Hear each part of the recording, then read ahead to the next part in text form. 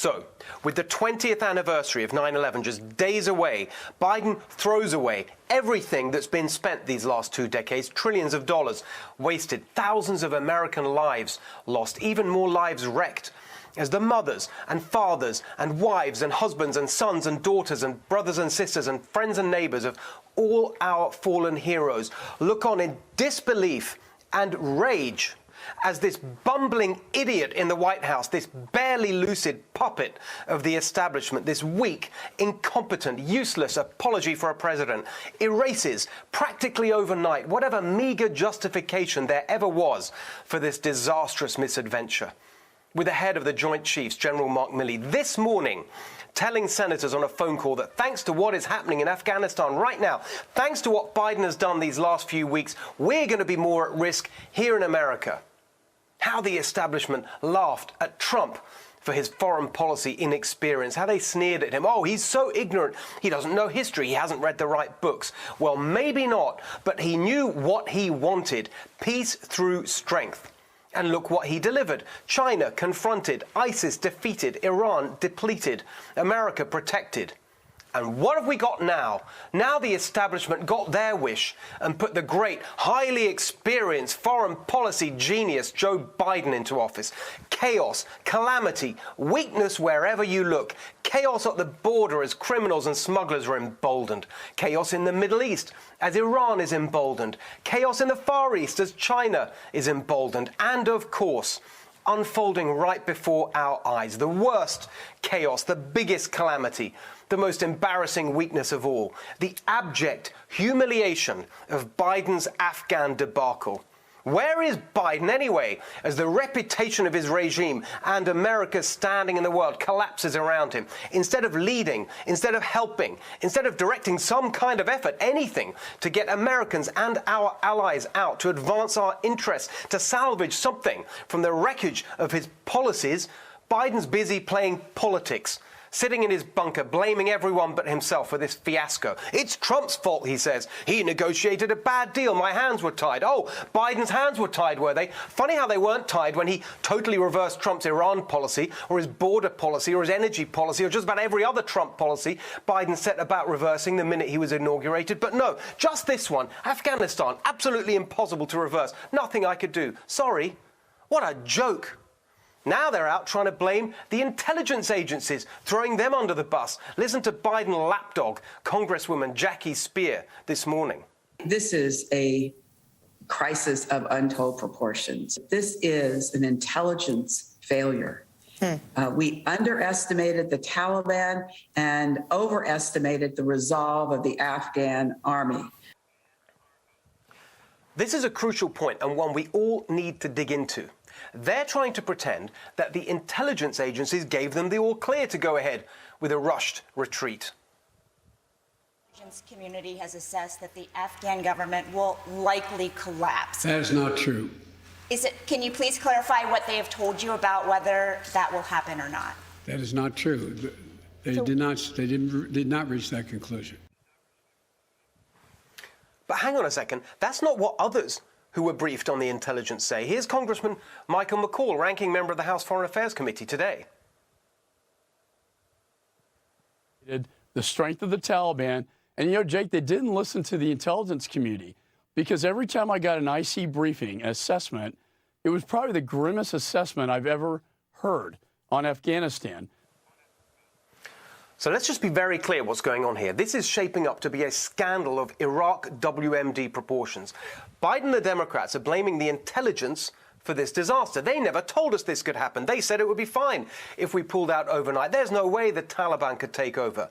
But based on what Michael McCaul is saying about the intelligence, Biden is lying. So is Congresswoman Jackie Speer. So are all the Democrats who are trying to shift blame onto the intelligence agencies. Let's play the crucial tape one more time. The intelligence community has assessed that the Afghan government will likely collapse. That is not true. Can you please clarify what they have told you about whether that will happen or not? That is not true. They did not reach that conclusion. Right, that was July the 8th. This is what every so-called journalist in Washington should be focused on finding out. What exactly was Biden told told by the intelligence agencies, and did he lie about it in that July 8th press conference? Biden's blaming the intelligence, he's blaming Trump. Next, he'll be blaming the Delta variant for his Afghan disaster, or people who don't wear masks, or racism. Anything and anyone except the person who's actually responsible, himself. Yes, Trump wanted to end the Afghan war and bring our troops home, but he gave the Taliban conditions and threatened consequences if they broke them. As Iran's terror chief, Qasem Soleimani, found out, those were no idle threats. Instead, from Biden, we got nothing but weakness and ineptitude in pursuit of a transparently political deadline of getting out by September the 11th. The very fact that he just had to send another 5,000 troops back in shows how little proper planning went into getting them out. But Biden's desperate attempts to shift blame aren't fooling anyone, even his own side. Here's Ryan Crocker, who was handpicked by Obama to be America's ambassador in Kabul when, let's remember, Biden was vice president. It is beyond disingenuous for the president to say now we've made all these inputs and it's up to them to fight for their own country, when he embraced the process and he owns it lock, stock, and barrel, President Trump's process, guaranteeing that the government would probably not survive. He said in another interview, quote, "I'm left with some grave questions in my mind about Biden's, ability to lead our nation as commander-in-chief, to have read this so wrong, or even worse, to have understood what was likely to happen and not care." Biden's attempts to avoid accountability and responsibility are truly shameful. But there's something even worse. The disgusting spectacle of the authors of 2 decades of American woe, 2 decades of death and destruction, somehow trying to extract some sick vindication from all this. See, we were right all along. We need more troops over there. The war must go on forever, insist the neocon lunatics. The media try and blame Trump, but no one points out that if there's one president and one administration that really deserves to be held accountable for the catastrophe of Afghanistan, it's George W. Bush, who squandered the world's goodwill over 9/11, diverting the focus from legitimate intervention in pursuit of al-Qaeda and instead lying to take us to war in Iraq.